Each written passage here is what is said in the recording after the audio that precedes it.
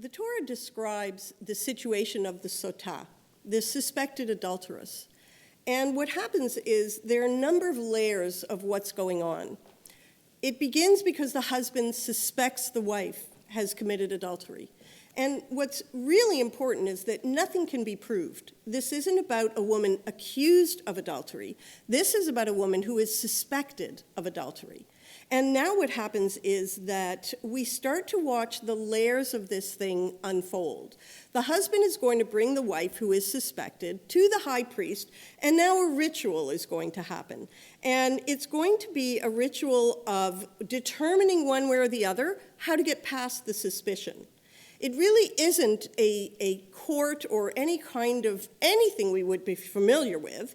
It's the high priest with the woman in front of him, and there's a sacrifice that is being brought, and the high priest creates a water potion of bitter waters, and then the woman takes a vow, and she will drink that, and what is in that water is the dust from the holy place where they are standing, as well as some of the writings of the verses that then get dissolved into the water. And it's really a way of bringing God into it and ultimately saying that this is how we're going to resolve it because we can't go to court.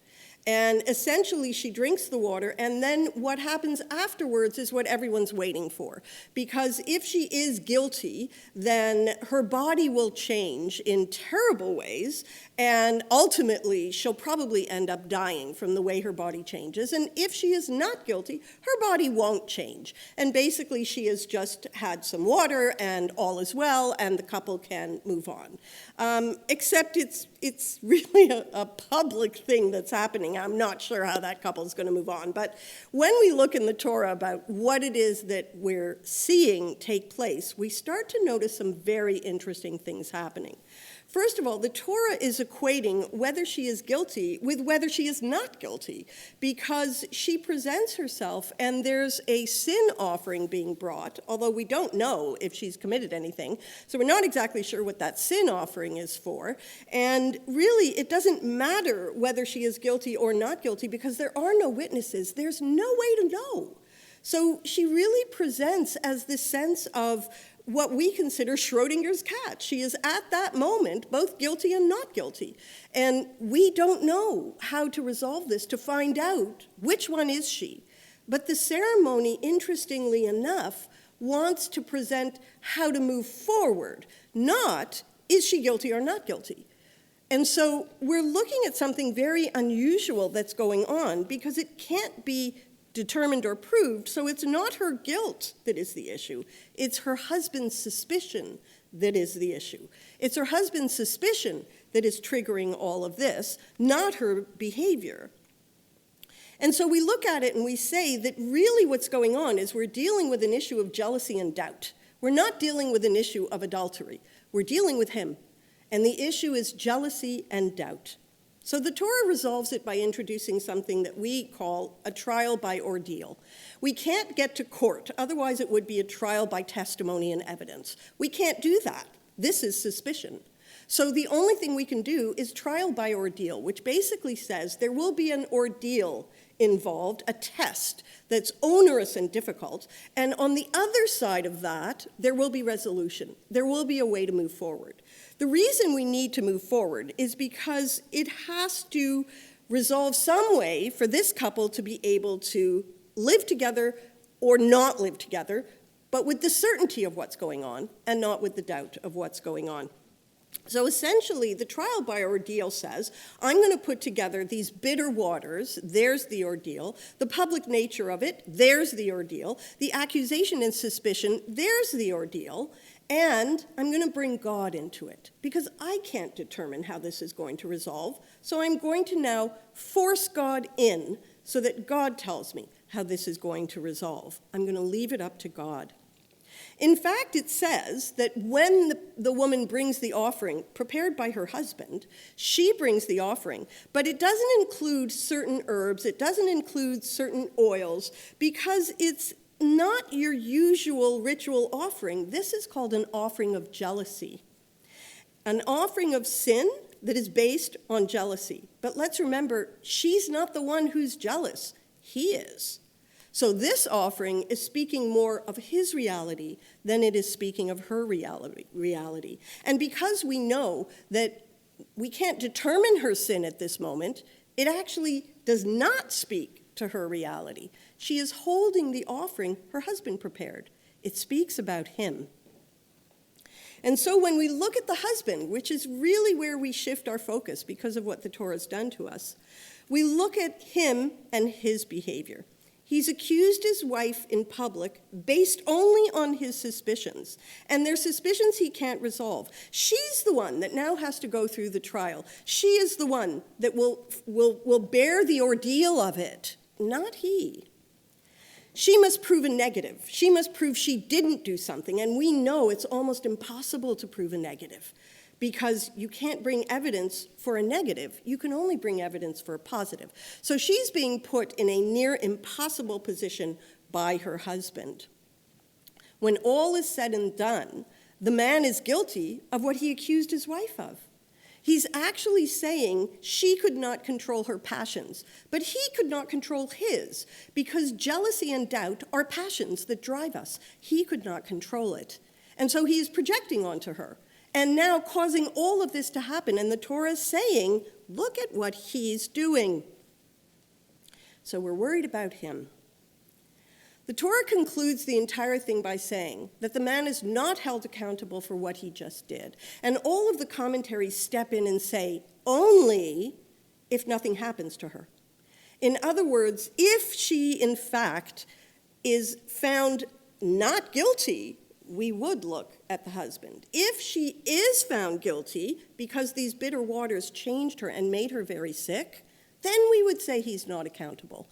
So now what's happening is that the pronouncement of a judgment on her is at the same time the pronouncement of a judgment on him. It's the two of them standing there. And we're not sure she did anything, but we know for a fact he did, because otherwise this trial by ordeal would not be happening. So why do we do it? If it has that kind of complexity, why is the Torah telling us to do this? And the reason is because of the impasse of suspicion. Suspicion and doubt are going to create the barriers. And because it's unresolved, they'll never go away. We need a way to be able to move past them. Especially because when we're talking about a husband and wife, if one of them suspects the other of a betrayal, Jewish law says they can't cohabit anymore. Because you can't be intimate with someone you're suspecting betrayed you. The moment the suspicion comes in, the marriage changes. And there's got to be a way to get past it, and there's got to be a way to resolve it. And so this is introduced as a way to say, let's come out the other end of it. There has to be the possibility of healing. There has to be the ability to move forward and to repair. But interestingly, the prophets tell us that a time comes when God has communicated to the prophets and said, I'm not doing that anymore. That has to stop.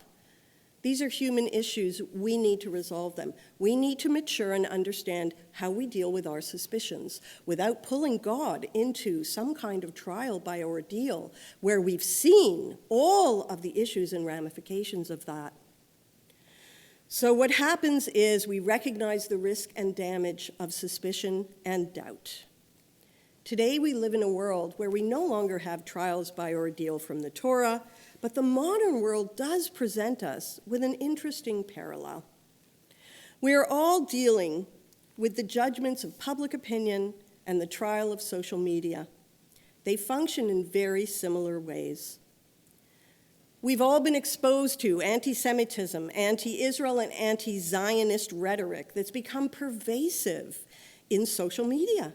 And social media never has to prove anything. Social media can just say what it wants. It can introduce suspicion and doubt and never have to actually bring evidence. No one is being held accountable, and it just ramps up all the suspicion and all the doubt. They're feeding those passions. Left unchecked, and of course with no expectation that God is going to somehow come into it, because we've been told that won't happen. We know that's not going to happen. We absolutely do not expect that God will come to sort it all out. But what does happen is that we can quickly reach an impasse of confusion, and we don't know how to move forward because of the doubt and the suspicion that's been introduced.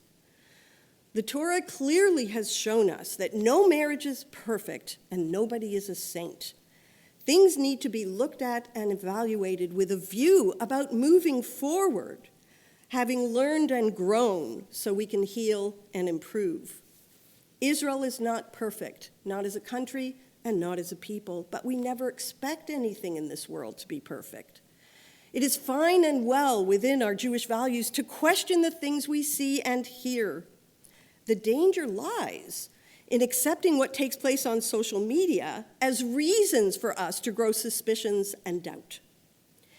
The doubt and suspicions will move us to an impasse in our relationship with Israel or our relationship with each other. Honest reflections never scare us. Accepting conclusions based on how things might appear to someone standing on a soapbox will bring us to dangerous places. It's easy to keep our eyes on the suspected wife because of how her husband said things look. The Torah reminds us to keep our eyes on the husband, who speaks of suspicions and appearances that may or may not be sitting in any boundary of truth.